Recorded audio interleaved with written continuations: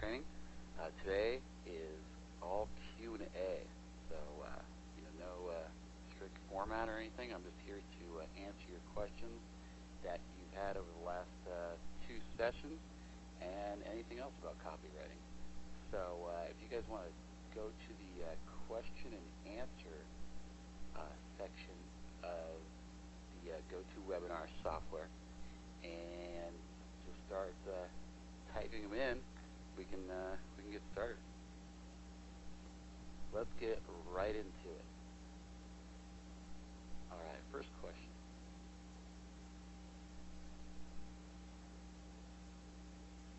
Okay, here's an interesting question from Ryan.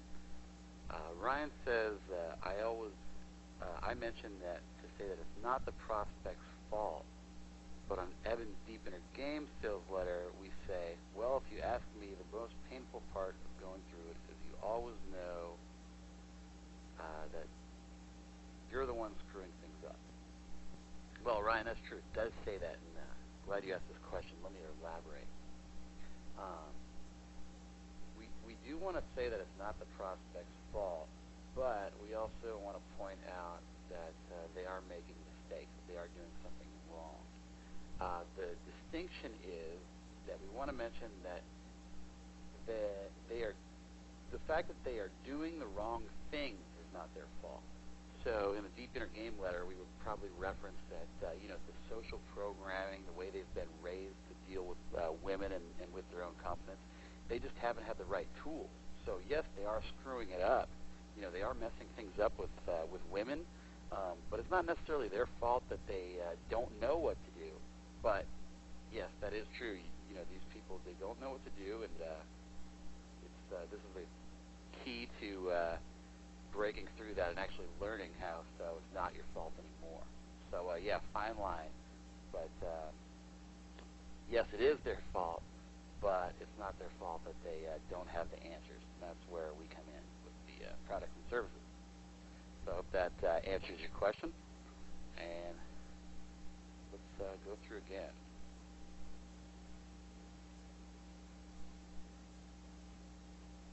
All right, here's an interesting question. Why is there a product image at the top of every one of Evan's sales letters? Doesn't that scream, I want to sell to you? Again from Ryan. That's an interesting question because when we first put those sales letters up, Evan and I were fighting back and forth. I was telling him, hey, don't put the image up. People have tested, you put the headline first. And he was really feeling the image. And, we just decided to go with that, and they converted well. And, I was always bugging him to test it out, though. I was telling him, hey, when you pull that image down, it's not going to convert as well. So we finally got the software set up where we can do an accurate split test. It took a little bit of time to get it built. And we did run a test, sending people to the exact same sales letter without the image on top. And the one with the image on top kicked its butt. And I was really surprised, obviously, because I've been arguing for the image. So I think, the reasoning behind that, I do agree with Ryan that it screams, I'm here to sell you this product. But something to think about is that the majority of the people who read these sales letters from Double Your Dating and Catch Him and Keep Him have already bought something from us. And if they haven't, they've been on the newsletter list for quite some time, gaining that value that we give through our free newsletters and tips. So they're not as, fresh and new as someone you would be getting like straight from a Google pay-per-click ad, for example, or a banner that you put on a partner site. These people are familiar with us. They know that we're going to be selling them something because the email says, hey, check out my advanced series program that I just released. So, they kind of know what they're getting into when they click on the link to go to one of those pages. And in that regard, knowing that they kind of know what they're getting into already, I think the image is great on second thought, actually, because it kind of gets them excited because it looks like, a huge box of stuff with all this information on there. We spent a long time tweaking those images, making them look, really big and powerful, like they're getting a ton of value for their investment. So I think it gets people pumped up, actually, to find out what's in all all those boxes and what's on all those DVDs and how much it costs. So I think in this case, it's better to have a product image at the top. So next up, is it important to use a pseudonym? Not necessarily, but as I think Evan mentioned in one of his videos in the past, the name David D'Angelo wasn't just something that came up with out of thin air. It was carefully planned out. And he explains this much better than I do. But the fact that it's an alliteration, David D'Angelo, both words start with the letter D, makes it easy to remember, and it's got a nice ring to it. David D'Angelo.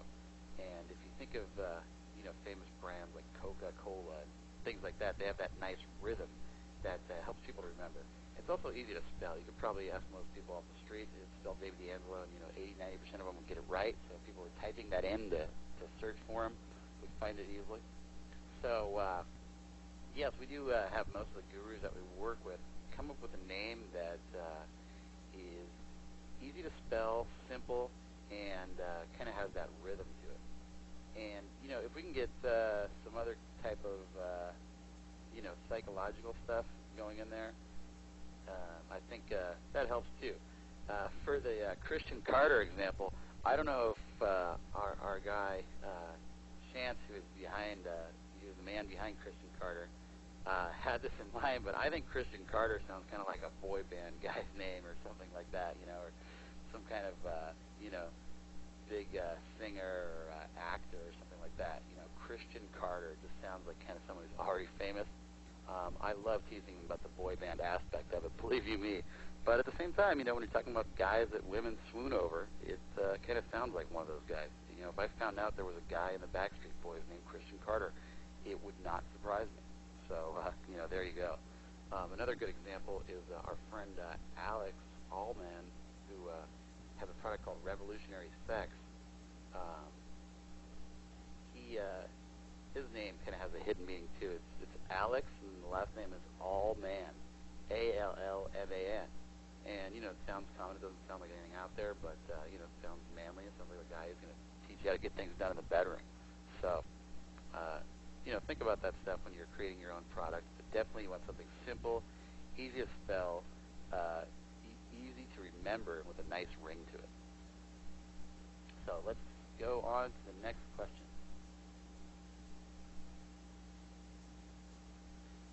All right, here's a great one. This is from Ryan again. Wow, you're killing it today. In Deep Inner Game, we have a fear in the headline. The sentence is, that are destroying your chances with women. In what situation would it be best to insert fear into the headline? I think a lot of situations. I think fear is a button, just like a benefit is a button. So, definitely think about some variations that include a fear. Something that we've done for the catch 'em, keep 'em things is thought about what a woman's fears are. I remember we were talking about we were putting together a letter to sell a product on keeping a guy around, and this is also going to show women how to get inside a guy's head and figure out what he's thinking. And Evan and I came up with the thought that if a woman doesn't know what a man is thinking, he's probably thinking about leaving, right? Because if she doesn't know what he's thinking, he's going to tell her what he's thinking, and it's probably going to be good stuff. So we thought that hit straight to the core, because women are always wondering, what is he thinking? I don't know what's going on in his head. So we came up with the biggest, most irrational, well, maybe rational in some cases, but one of the most powerful fears we could think of, and that is, hey, if you don't know what he's thinking, he's probably thinking about leaving you. And we used part of that in the headline. We might have used that word for word. I wish I could remember the exact letter right now. But, yes, it's totally fine to pinpoint a fear. Just remember, a fear can be a button just like a benefit. So mix those into the headline, subheads, let them know that you have the solution to get rid of those fears. So let's go on to the next question. Giovanni asks, how do I recommend that you guys use swipe files? Swipe files are amazing training aids when you're first writing this stuff. As far as compiling one goes, I would just look around and see sales letters that work, things that have been up for a while, and also grab books from the old copywriting greats like John Caples, Eugene Schwartz. Another one of the very best sources for great copywriting info is Gary Halbert's page, and that page is located at www.thegaryhalbertletter.com, spelled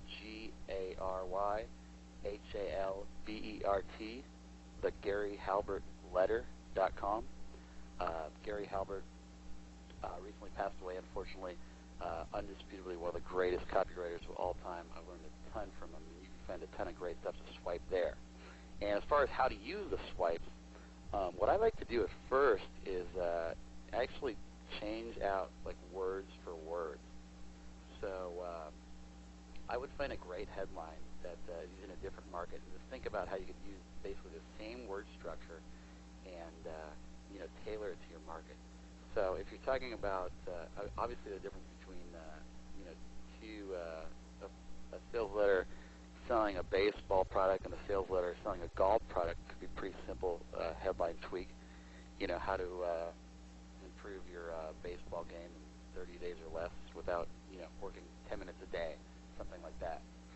You could easily change that to how to improve your golf game dramatically in just 30 days, working on it 10 minutes a day or less.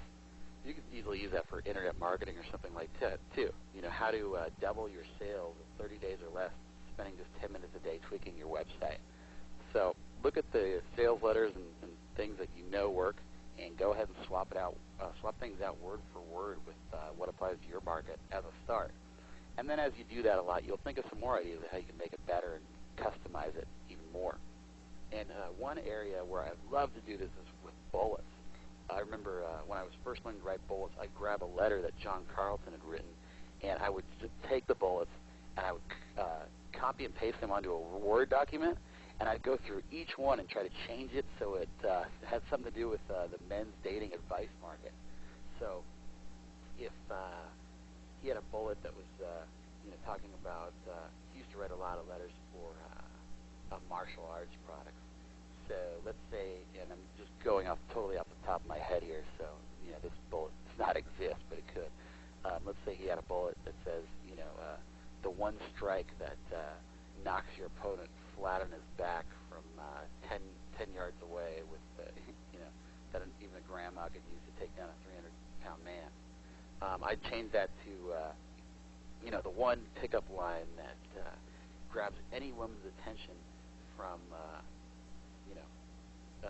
10 yards away without you having to raise your voice, and even if you're a 5'4" nerd wearing glasses and she's talking to the captain of the football team when you deliver the line, something like that. An extreme example, obviously, but I'd go through every single bullet and try to change it to my market, and I suggest you do the same. Grab some of our W dating letters and go through and try to change every bullet to your market, and that'll also help you kind of internalize bullet formulas. So pretty soon you'll be writing your own from scratch without having to do that. But yeah, it's a great way to use training wheels, so to speak, to get going. So next question. Do I have the slides from yesterday? I don't know what's going on with the slides or the technical details, but I'm sure they will get in your hands somehow, and I will make sure that they do.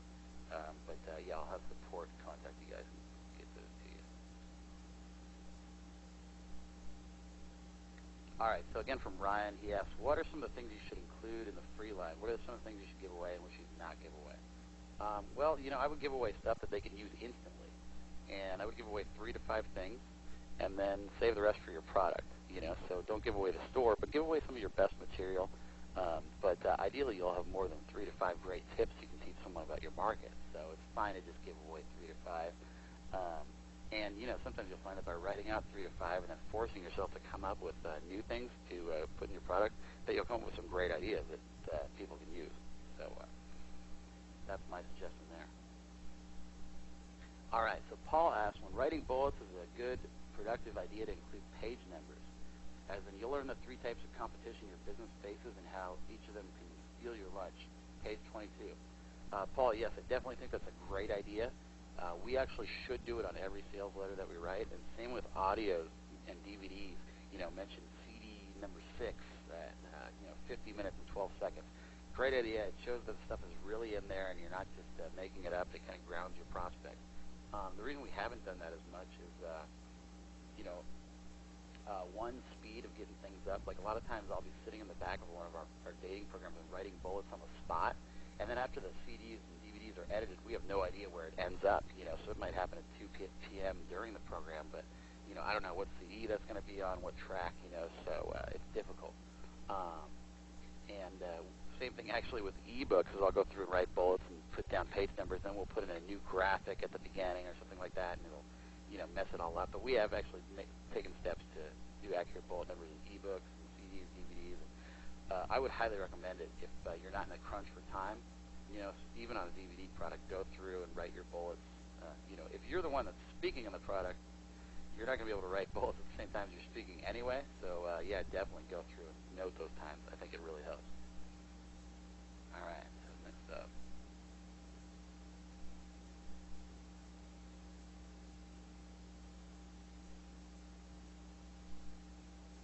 Okay, so Ryan asks, Gary Halbert talks about using only one biggest desire the prospect has and focusing on it exclusively. For example, golfers want long drives, and we talk about 3 benefits. And in the deep inner game, there's 6 benefits in the headline. Which one do you use? Well, I would say, Ryan, that deep inner game actually is one benefit, and that is getting your inner game together with women. But the 6 things are kind of like buttons that go around that. They kind of enhance that one bigger benefit. So, and it's obviously a much broader topic than hitting a golf ball down the field, getting your deep inner game straight with women. So, your letter is always going to have one theme going through. Like that other example I just gave about if you don't know what your man's thinking, he's probably thinking about leaving. Yeah, that's kind of the whole theme, is how to keep your guy from leaving you. But then you're going to hit those other buttons, like not knowing what he's thinking. Your man leaving you for another woman, things like that, and just elaborate and kind of use the other buttons and benefits to build on that main idea. Now, if you're talking about something as simple as improving your drives in golf or hitting a baseball or whatever, you don't have to you don't have to include so much stuff because, yeah, it is more of a basic thing. But if you do something broad like learning long-term investing strategies or repairing your credit, something like that, it's okay to hit on different things. It requires multiple things from you. So next up.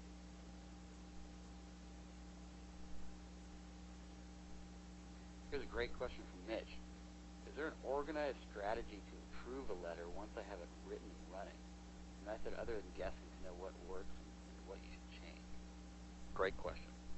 Well, Mitch, I say that the most important aspect of the letter, and the one that's going to get you the biggest improvement, is everybody talks about the headline, and that is absolutely true. But more so on kind of like a higher level than that is that overall theme that we're talking about, that goes through the letter. And of course, it starts with the headline, but then it kind of goes through, especially in the subhead and the intro. So let me see if I can think of a good example here.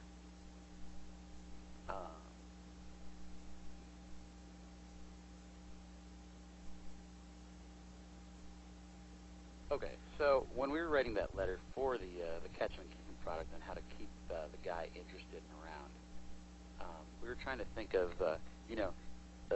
great headlines for that, and the obvious one that would come to mind would be, here's how to keep your guy interested in you and not look at other women, while doing the same things you're doing now, and without hitting the gym and doing the things that you really should do to keep your guy around. No, I kid, but you know what I mean. That would be the basic start. Would be here's a surefire way to keep your guy around and into you forever. That could be one angle,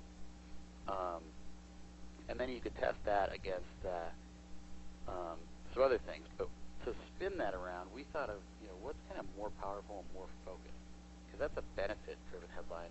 So how could we contrast that with like something that is the same type of thing but says it in a different way?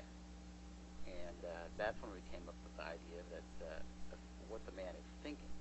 That's what the woman wants to know, is what he's thinking. She doesn't, yeah, she wants to know how to keep him around. But then we thought that the fear spin would be, if you don't know what your man's thinking, he's probably thinking about leaving you.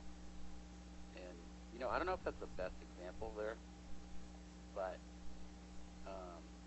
you kind of want to focus more on like a different approach angle. So in one example, using what we just said, you could go on try a benefit approach, which would be, a surefire way to keep your man around as long as you like. And then the fear angle, it could be something you would test against it, which would be, your man's probably thinking about leaving you if you don't know the secret to keep him around. So that's a good one, is fear versus benefit. And just think of other angles of attack that you can use that, contrast each other, but still get the main point across. And I think changing the angle, coming up with different angles to start, will give you the most dramatic differences in split testing. So as opposed to just like one or two tweaks on it. All right. So I hope that helps you with your question. I know that was kind of scatterbrained, but I hope that helps. Let's go on to the next one. All right, Spencer asks, how do I determine which bonuses to use, how many to use, and how to value them? I think 3 is a good number for bonuses. It sounds good. People like things in 3s. I would, as far as coming up with bonuses, I would come up with things that complement your product, but aren't necessarily things that need to be included in it. So, like one of the bonuses that is a really good example is a double your dating bonus called Sex Secrets. So double your dating is about how to meet women, how to attract them, how to get relationships with women. The Sex Secrets product is, what to do once you got them in the bedroom. So that's a good example. Another thing I've seen with, like, say, like a stock trading program that teaches you how to make money in the stock market, a good bonus would be like a software program to track and log your results. So you get all the spreadsheets and all that to, manage what you're doing. That type of thing. If you're selling a product on golf, general golfing strategy, a good bonus could be, something you missed out, like secrets of power putting, or even something else like a software thing to tally your game and keep track of your strokes. Software bonuses are always perceived as high value. Another great bonus my friend was in the poker business. He was talking about a product on how to play poker better in general, and one of the bonuses he included was one called Poker Math Made Easy. So to tell you all the math behind the poker stuff, but one easy to read 10-page report. So it complements it, and kind of builds on something that's in the book that takes it to the next level. So that's something you can think about too. Is what kind of tangents can you go off of in your market that don't necessarily need to be in your main product, but would make a good bonus. And then, software type of products are good. You can also offer like a special interview or special session that you've done with something. So let's say you're selling a product on how to make money in the stock market, and you've got your course put together.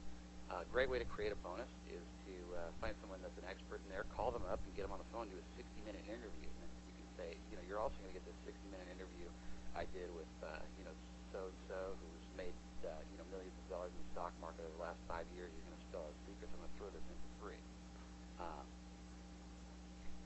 Another thing you can do is include a Q&A. So let's say, you guys have listened into my first 2 sessions of how to write a killer sales letter.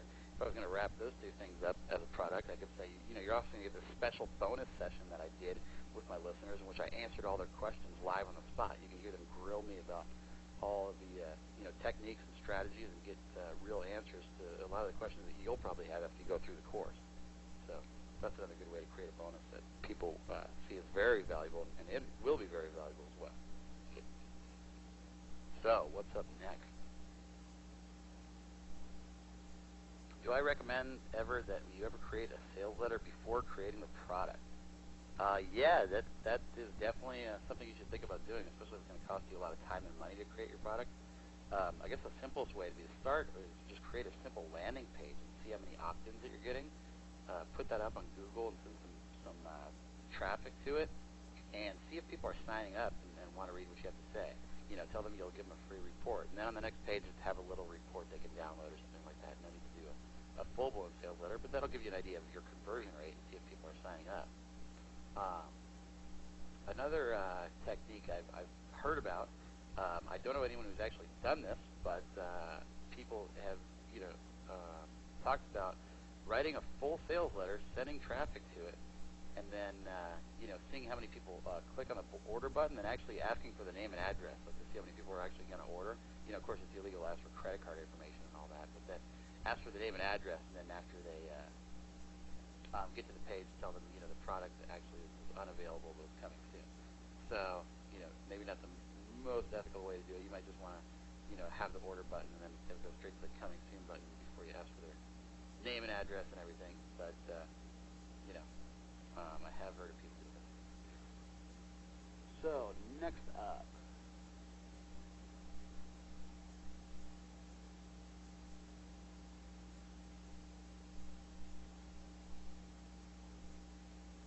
Okay, so Brad asks, Brad's currently not using a long-form sales letter in the sales process.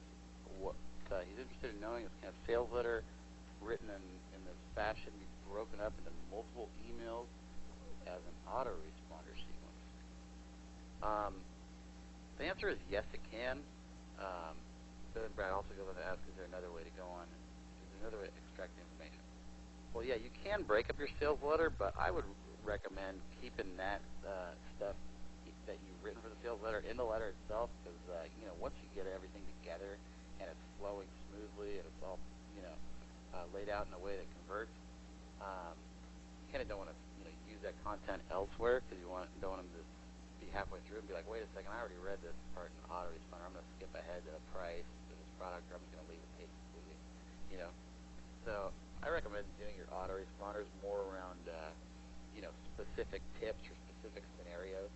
So if you're talking about let's say credit repair, good newsletter topics would be things that relate around it. Like one could be, how to get creditors to stop calling you at home and harassing you. And number two could be a way to add 30 points to your credit score instantly, and then write about adding on a department store credit card or something like that, paying a month every time. Or 5 mistakes people make when trying to fix their credit that actually make it worse. So I recommend doing simpler, more content type things, like when we talked about giving away free content in the letter. When you're thinking about that type of content you can give away in the letter, you'll probably come up with a lot of ideas. You'll probably think of mistakes that people could make in that in your market, that causes them to have the opposite result of what they want. You'll probably come up with tons of tips on all different aspects, like maybe if you're in the stock and investing market, maybe you'll not just have tips to make money in the stock, but then you'll think, okay, here's 5 ways to trade the forex market, or here's how to make the most out of internet trading sites, or here's what people pay attention to in the Wall Street Journal you shouldn't, or things like that. So come up with different segments and for your autoresponders, and use stuff like we talked about yesterday when creating that stuff that you can give away. I think that's the best bet. All right, so let's go to the next question here.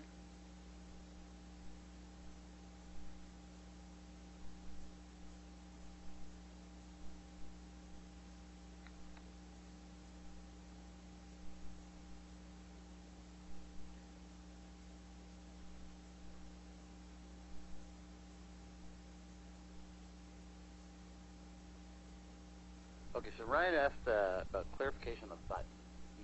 I keep talking about the 3 biggest buttons or something like that. What is a button? Is it a benefit, or does that term include fears and frustrations? Well, I guess to elaborate on that, a button is something that's going to shake your prospect the most. It's going to be something that really, appeals to them and kind of jars their soul a little bit. So it could be a benefit, and it could be a fear or frustration, but chances are, it's probably a little bit of both. But I'd say in most regards, it would be like, the 3 to 5 things that they really want to fix, or the 3 to 5 things that really bother them, and maybe kind of a combination. So let me see if I can give you an example. I guess in the men's dating world, probably the biggest example would be, overall the guy's just not happy with the way he's getting women. So that would be kind of like the core benefit, that he's not getting women at all. But I guess I want to make sure I answer this question correctly and in a way that makes sense.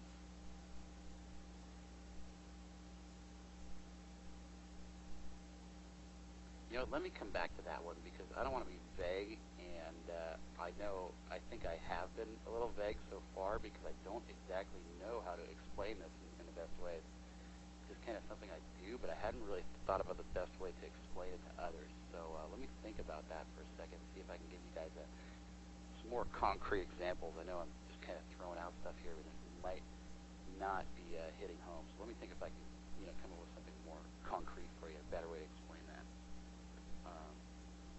Let's go with the next question for now. Okay, so Michael asks, under price, mention to give a comparison. Are you suggesting we have comparisons of our competitors' prices and services with ours? Well, not necessarily. And in fact, I wouldn't mention competitors in your sales letter at all, because all that encourages them to do is pop open another browser window and be like, oh, this guy has a competitor? Really? They might not even know that you have competition at all. And I tell you what, when they're reading your sales letter, you want them so in the moment that they're not thinking about anything else except for what your product is going to do for them and how quickly they can get their hands on it. So the last thing you want to really do is remind them that they might have another option to your thing. What you can contrast to is, time and money that they would have to do in other areas to learn what you have to offer.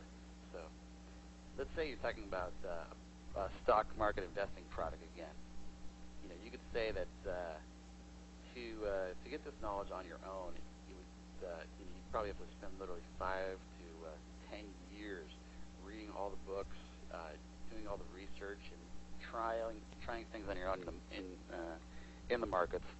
And in fact, you could even risk losing thousands of dollars by trying techniques that don't work. Or you could take advantage of the fact that I've already done 10 years of research. I've already made all the mistakes. I've already lost thousands of dollars trying this stuff out on my own.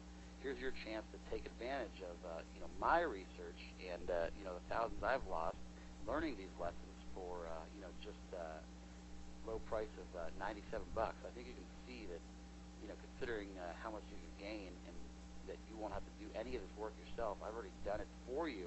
That $97 is a bargain.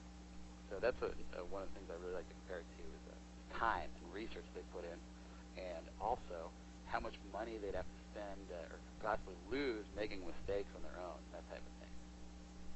So I hope that helps. Next up.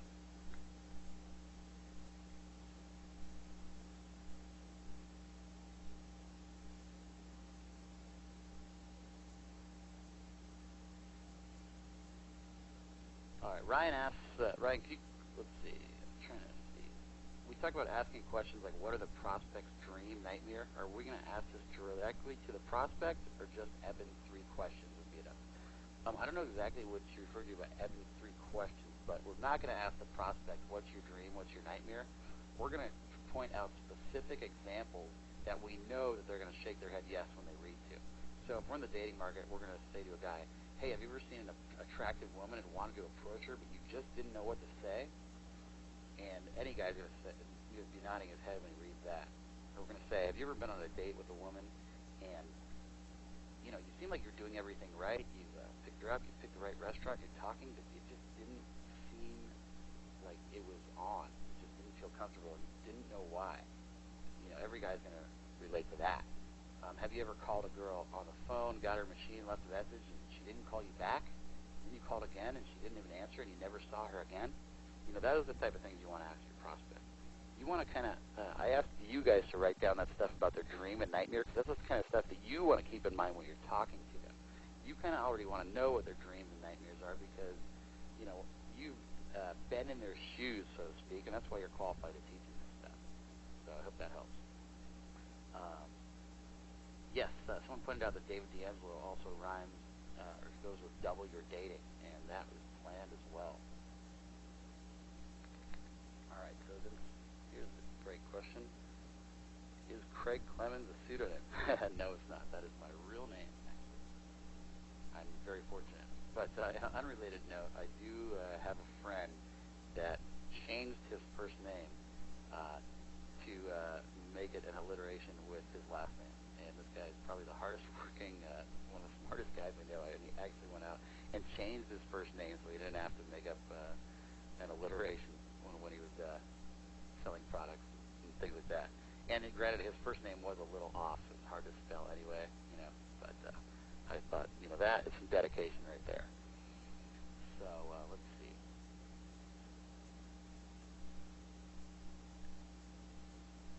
Okay, Giovanni asks, what's my number one copywriting tip that I haven't shared with you guys already? I don't know if this is my number one tip. It's something that comes to mind just reading that question.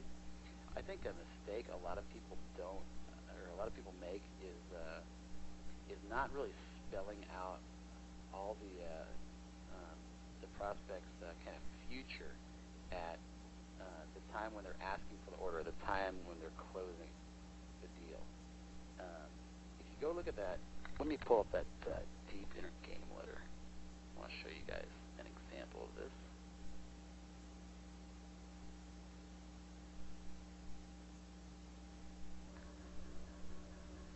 Okay, so here we have the deep inner game letter. I'm going to scroll down to close and show you guys how, when writing this, I spelled out exactly what their life was going to be like after they got this product.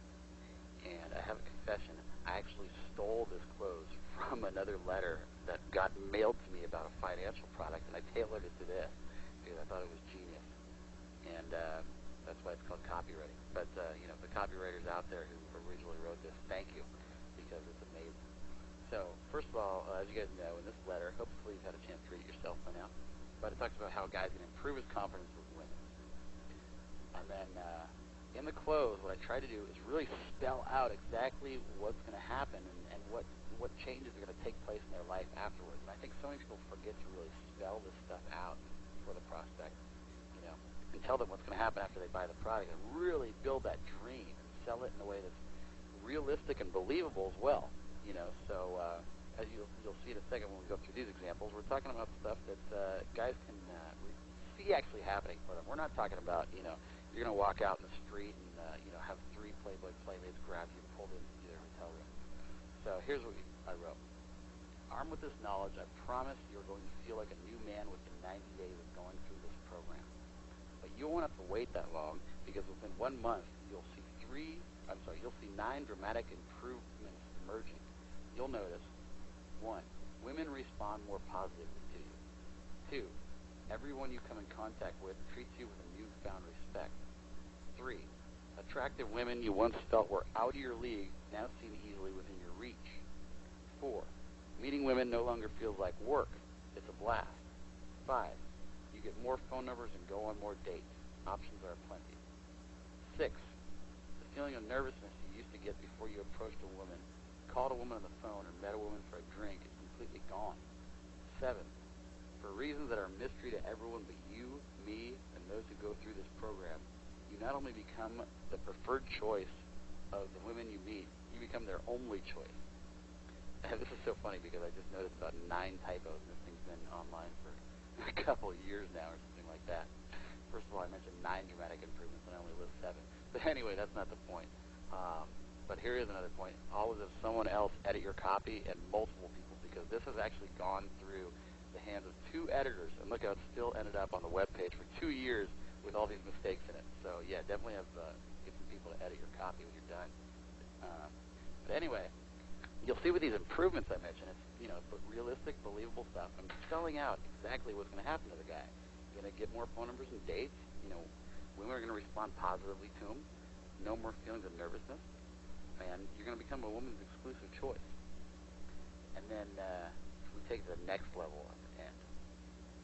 So there's one more thing you'll notice. Can't say when. It may happen the day you finish the program, within the first couple of weeks, or several months down the road. But it will happen. I guarantee it. It's what I call the magic moment. It's magic because you'll see exciting changes happening in your life, but you won't believe it. At the moment it happens. And then I go through to describe more things that are going to happen to them. Doubts about achieving successful women will disappear. You'll see a bright future. And then I spell out these specific, exact examples, and I think this is really important too. Really takes it home and sells the prospect on what's going to happen. And here are these specific moments. Your magic moment might happen when you hear your phone ring and you look down at the caller ID to discover that an attractive woman is calling you because she wants to get together. Now that's something any guy can picture happening to him. It's something every guy would love to happen, and it's believable. So it's the exact scenario too. Next up, maybe it'll happen when you're hanging out with the boys and they start grilling you for information because they just aren't used to seeing you with so many attractive women in your life. Or maybe you'll feel it when you're out running errands and you see a woman you want to meet. Walk right up to her with zero hesitation, total confidence, and a knowing smile, and walk away with her phone number. See, we're spelling out these exact things that could happen to guys, and I don't think people do enough of that. I think it's a must to spell out exactly what's going to happen after they get your product in their hands and go through it. So that is one of my, I would say, most powerful copywriting tips. Do not see people do. So let's go to the next question. Am I available for hire? At times, when I have time myself, I do take up side projects every once in a while. If you're interested, you can drop me a line at craig@wdating.com. Next question.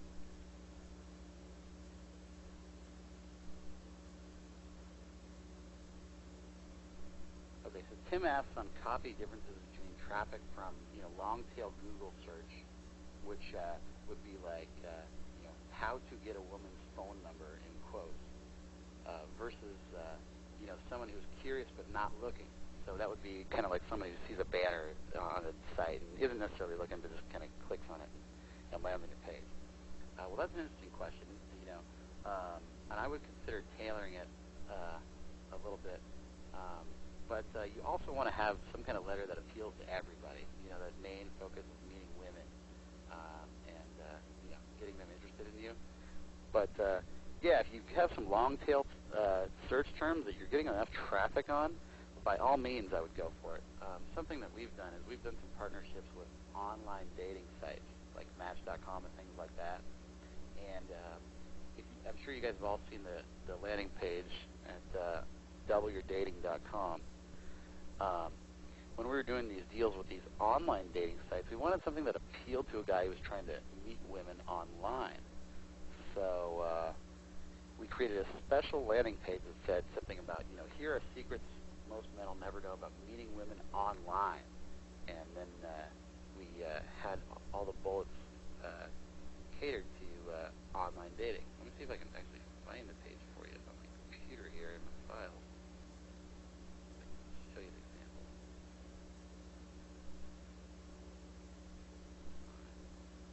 Too much time digging through here.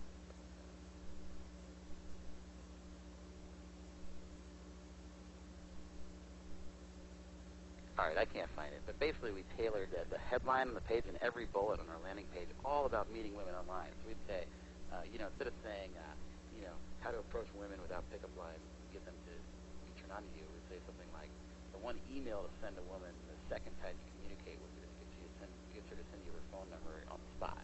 Things like that directly related to online dating. So I would definitely say probably make more sense to niche out your ad with a partner. Highly recommend that you do that stuff if it's going to be a big traffic source.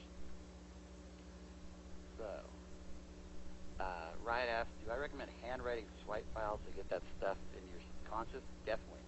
When I was started out, I would take Evan is the guy who trained me in all this stuff, and I would take his early W dating sales letters and I would handwrite them out on paper. It definitely helped me incorporate not just the techniques but also his tone, writing style. Burn this stuff into your brain, so to speak.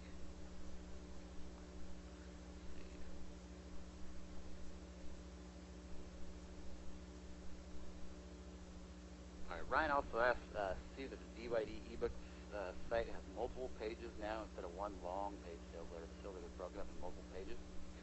Before I was involved with the company, they tested that, and it worked better at the time to have it in multiple pages.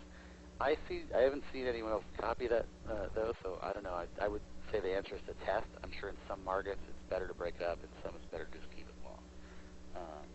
So what is it designed to do? Break it up, maybe interactivity, keeping them clicking, but honestly, I don't know. And you know what? Maybe if we tested it now in today's day and age, heck, it's been 6 years. The internet was a very different place back then. Maybe a long-form letter would convert better now. Who knows? All right, next question.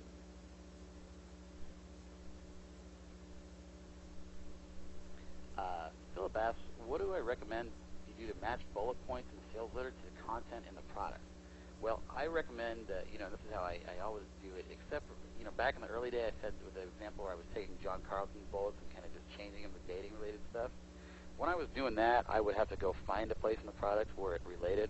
But these days, I write the bullets based on the product. I will actually be reading the product in my hand, and I'm grabbing techniques and turning them into bullets right there. Or if I'm, watching audio or video, I'm listening to what the presenter has to say, and then I'll pause it when he says a good technique, and I'll write a bullet for that particular technique, so it directly relates to what's going on there. John Carlton's website. Someone asked, I believe that's john-carlton.com, and his last name is spelled C-A-R-L-T-O-N. John-carlton.com, I believe. And buy everything he has to sell you. He's amazing. All right, next question.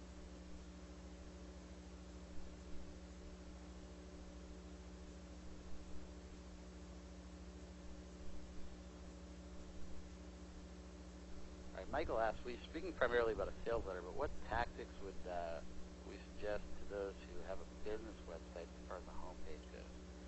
Would a fear or benefit-laden homepage compel engagement? I would say definitely. I wish I could point you to a direct example, but human nature is all the same, whether someone's looking for a business solution or a personal solution. And when they jump on your business website, they don't really want to hear about your business and how great you are. They want to hear about what you can do for them, and that is solving their fears and giving them benefits. So yeah, definitely talk about some of that stuff on any type of page. Of course, you probably have a more business-looking format than the traditional long direct sales letter. But yeah, people are all the same. They want to know what you can do for them. So definitely benefits. Talk about fixing their fears as well. All right.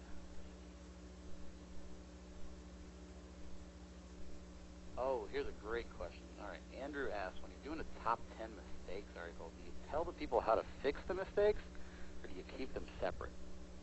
This is a very fine line.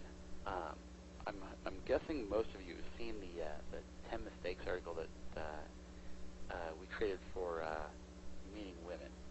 And I think if you want to Google it, it is top 10 most dangerous mistakes you probably make with women. That's a very fine line. You don't necessarily want to answer the mistakes, but you want to list them in a way that they become aware of the mistake and kind of subtly hint that you know the answer and how to fix it, but don't actually give it to them. So this is kind of, let's see, hard for me to describe without having the thing in front of me.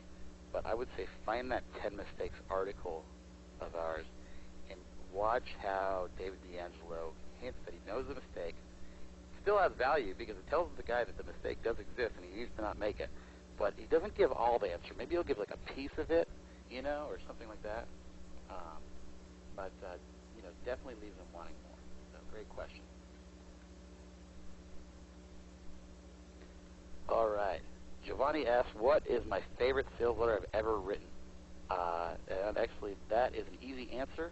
My favorite sales letter is the letter to sell the Catch Him and Keep Him ebook. If you go to catchhimandkeephim.com, sign your name and email, or put a fake one in the box there. The sales letter that pops up right there. Spent a ton of time on that. It was the first sales letter I'd written outside of the men's dating market, and it converted like gangbusters. The conversions of that were amazing. I think we had a list of 8,000 people or something at the time when we mailed it out, and it did over $40,000 in sales of a $29 ebook to 8,000 people. Really exciting to see.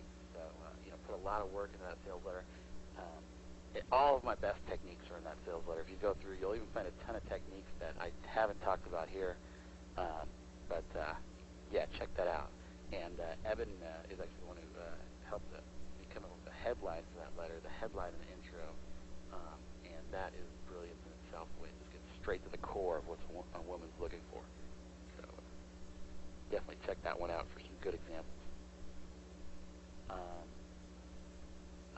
Gary asks, formatting suggestions. I would just say, again, look at sales letters you know that work and copy what they're doing.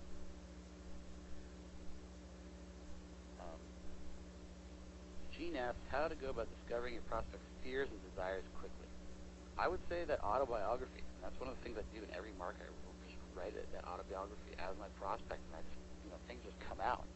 Once you get inside their head like that, things will just start coming, and hopefully you'll come up with some fears and desires that are on point. And I want to apologize about the sound quality here. I am talking directly in the receiver, but the phone I have is not so good, so sorry about that, guys. You guys will have access to recordings of all this, though, and hopefully they will be crystal clear for you. All right, let's go on to the next question.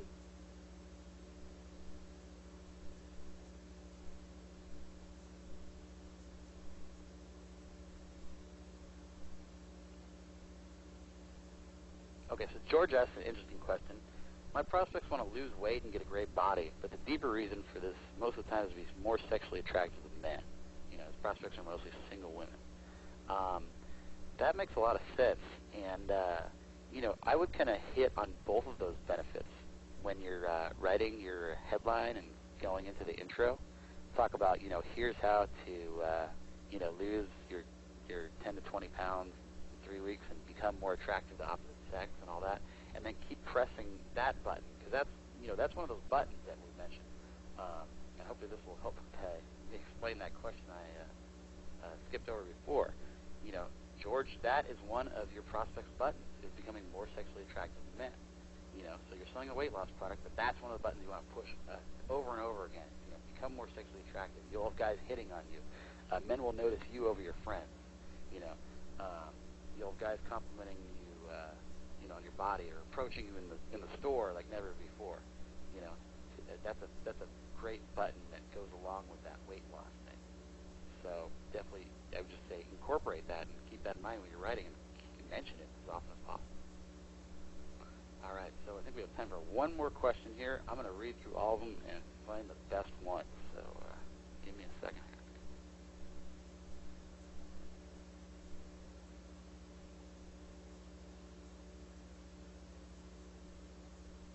Quick one while I'm scanning through.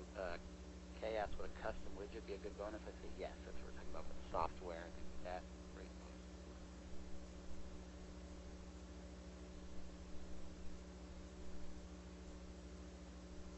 Oh, okay, someone asked for access to all the Eben sales letters as reference material. I know you can get a bunch from davidd'angelo.com. That's our W dating catalog.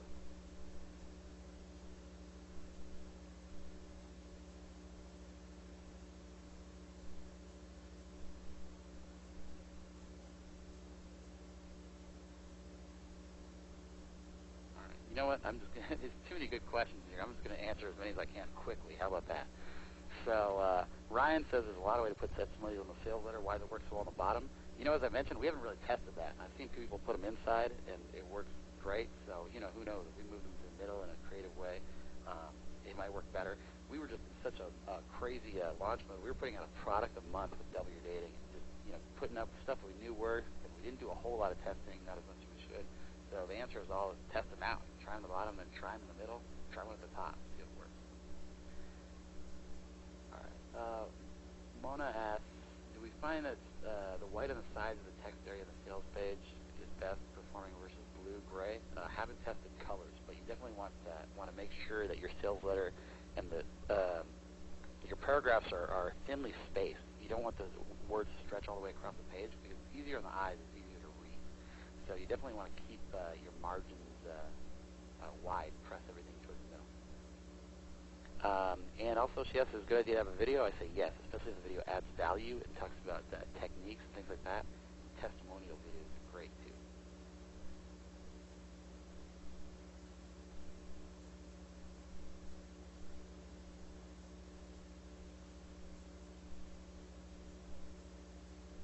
Michael, I'm not familiar with particle spinning programs.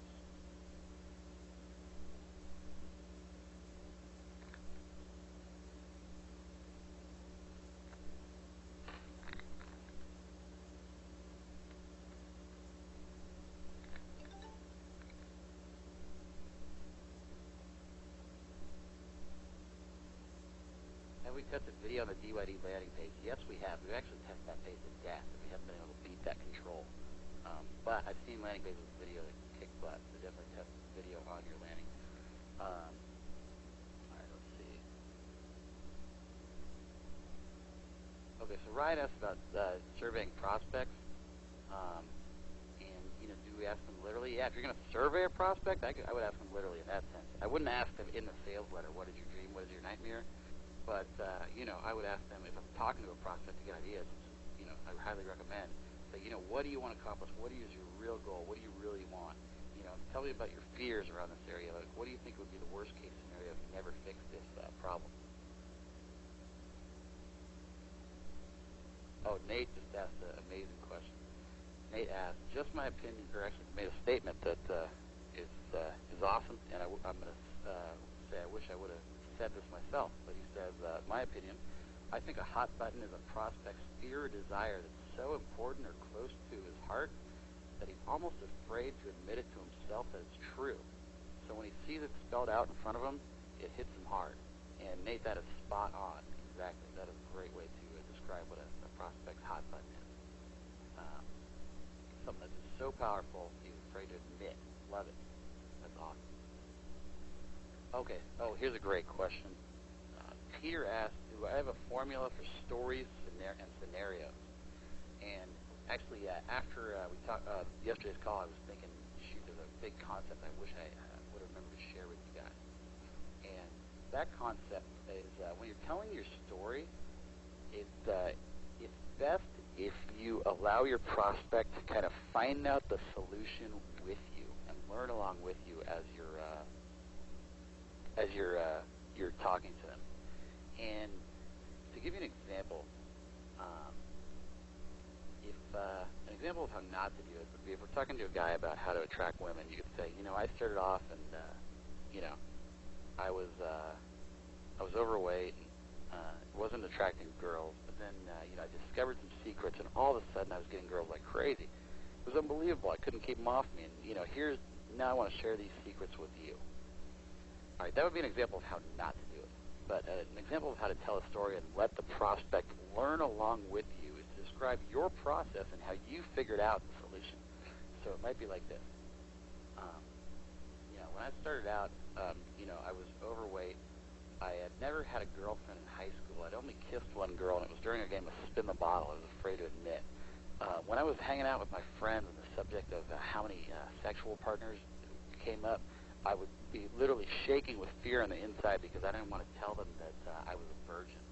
And, the worst thing was that I didn't have anywhere to turn. I felt, embarrassed asking my friends about this and my family. I didn't have any older brothers. And, I was too ashamed to ask my sisters about this because I was too embarrassed to let anyone know that I didn't have any women in my life. But then one day I was out at the mall, and I saw a woman that was just beautiful, and I wanted to say something to her, but I knew that I probably wouldn't say something. She'd probably reject me even if I did think of something to say, so I kind of let it pass.